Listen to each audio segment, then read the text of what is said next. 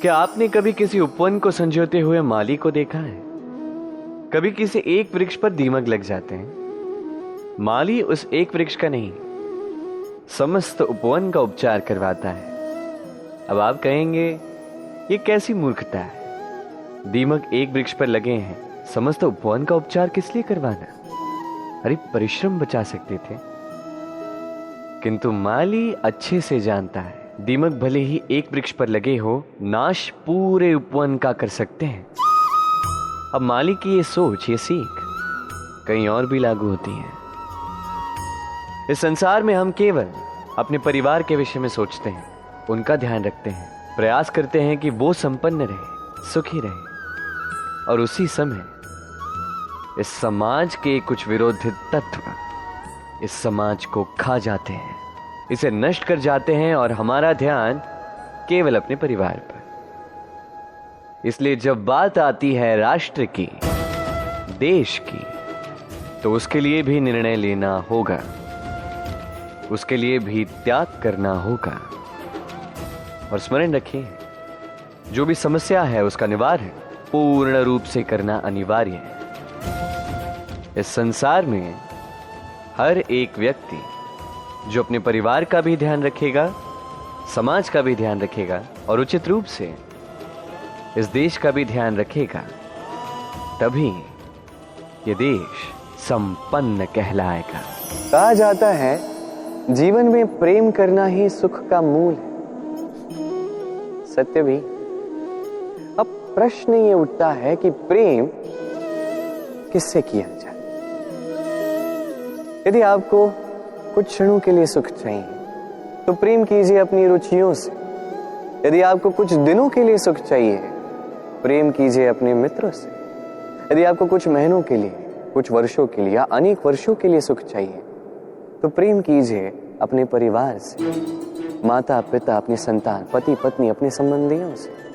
किंतु यदि आपको सदा सदा के लिए सुखी रहना है तो प्रेम करना होगा केवल अपने कर्मों से, क्योंकि संबंध चाहे जैसा भी हो, कभी ना कभी टूटता ही है।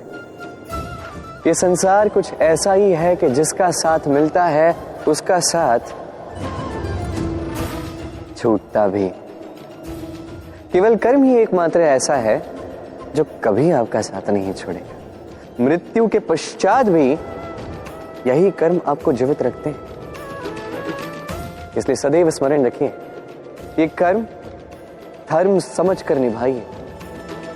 जीवन के अंतिम क्षण तक कर्म से प्रेम कीजिए, जीवन के अंतिम क्षण तक सुखी रहिए। और मैं तो सदैव कहता हूं, तू बस कर्म करते जा, फल की चिंता ना कर।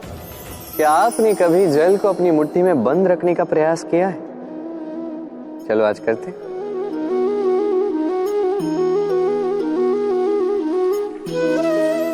यदि आप मुट्ठी को कस के बंद करते हैं तो जल नहीं ठहरता। यदि आप उसे ऐसे ही बहने दें तो वो अपना मार्ग स्वयं बनाएगा और आपकी हथेली पर भी रुकेगा। जीवन भी कुछ इसी प्रकार होता है, जल की भांति अपना मार्ग स्वयं बना लेता है ये जीवन।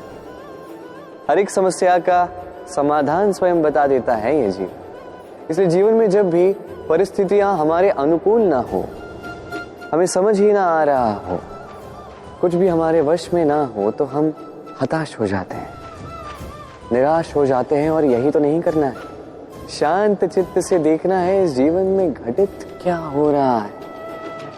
पीड़ा सभी ने भोगी है। पीड़ा के समय कुछ क्रोध करते हैं, क्रोध में आके पराक्रम करते हैं।